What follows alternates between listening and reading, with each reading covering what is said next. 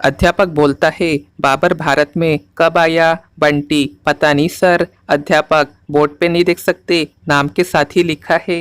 बंटी बोला, मैंने सोचा शायद वो उसका फोन नंबर है। अध्यापक बेहोश।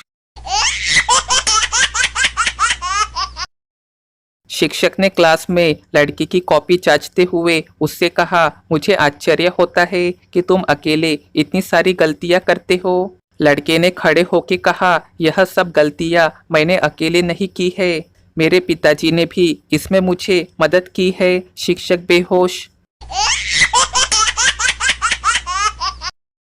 अध्यापक बोला, तुम बड़े मूर्ख हो बालक, मैं तुम्हारी उम्र में अच्छी तरह किताब पढ़ लेता था। छात्र, हाँ सर, आपको अच्छा मास्टर मिल गया होगा। अध्यापक बेहोश। बेटा मम्मी से बोला, पापा तो बिल्कुल गंजे है। मम्मी बेटे से, नहीं बेटा ऐसा नहीं कहते, जानते हो जिसके सर पे बाल नहीं होते वो बहुत ही होशियार इंसान होते हैं। बेटा, अच्छा अब मैं समझा कि आपके सिर पे इतने बाल क्यों है। माँ बेहोश। नर्सरी क्लास में छोटे बच्चों से पूछा गया, भगवान कहाँ है? एक बच्चे ने जोर जोर से हाथ हिलाया, मुझे पता है। टीचर ने कहा, अच्छा बताओ। बच्चे ने बताया, हमारे बाथरूम में। एक पल के लिए टीचर चुप, फिर संभलते हुए बोली, तुम्हें कैसे पता? बच्चा बोला, रोज सुबह जब पापा उठते हैं बाथरूम का दरवाजा पीटते हुए कहते हैं, हे भगवान तुम अब तक अंदर ही हो। मैडम बेहोश।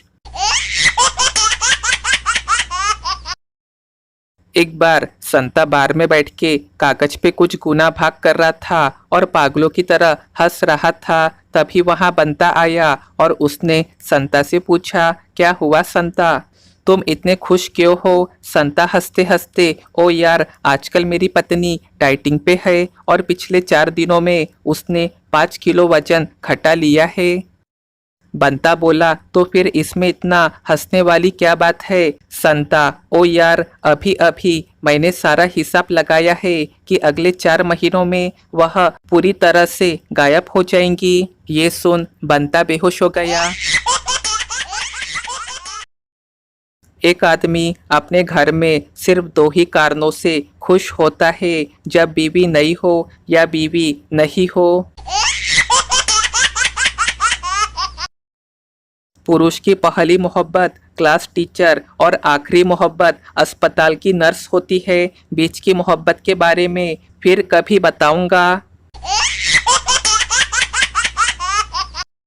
लड़की होने का एक बड़ा नुकसान ये भी है कि किसी लड़के से लड़ाई करते हुए ये भी नहीं बोल सकती कि तू मुझे मिल जरा अकेले में।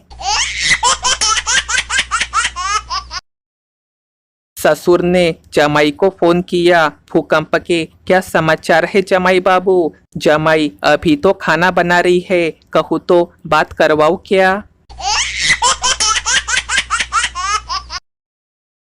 लू से बचने के उपाय, सलाद में कच्चे आम कैरी खाए, हमेशा साथ में छोटा प्याज रखिए और कान सर हमेशा ढक के चले, खूब सारा पानी पिए और फिर भी अगर लू लग जाए तो अपनी पत्नी को बताइए। पत्नी अच्छे अच्छों की गर्मियाँ उतारने में माहिर होती है। एक दिन पप्पू ढेर सारी चॉकलेट खा रहा था। एक आदमी ने देखा तो उससे रहा नहीं गया और वह पप्पू को सलाह देने लगा, आदमी बेटा इतनी ज्यादा चॉकलेट नहीं खाते, सेहत के लिए ठीक नहीं होती। पप्पू, एक बात बोलूं, मेरे दादाजी 105 साल के हैं।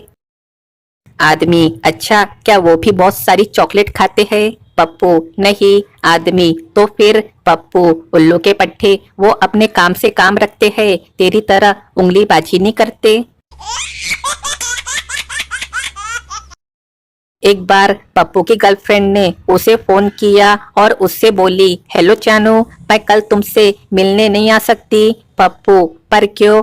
गर्लफ्रेंड बोली, बस कुछ जरूरी काम है। पप्पू, ओह चलो कोई बात नहीं, तो फिर मैं तुम्हारा गिफ्ट किसी और को दे देता हूँ। गर्लफ्रेंड बोली, जानू मेरा मतलब था मैं कल नहीं आ सकती, इसलिए क्या हम आज मिल सकते हैं? एक आदमी अपने दोस्त के घर गया और दरवाजे की घंटी बजाई। जो सुन के एक बच्चा बाहर आया। आदमी बोला, बेटा पापा घर पे है। बच्चा, अंकल पापा तो बाजार गए हैं। आदमी, चलो बड़े भाई को बुला दो। बच्चा, जी वो क्रिकेट खेलने गया है। आदमी बोला, बेटा मम्मी तो होगी घर पे। बच्चा, जी वो किट्टी पार्टी में गई है। आदमी गुस्से में, तो बेटा तुम घर पे क्यों बैठे हो, तुम भी कहीं चले जाओ। बच्चा, जी मैं भी तो अपने दोस्त के घर आया हूँ। आदमी बेहोश।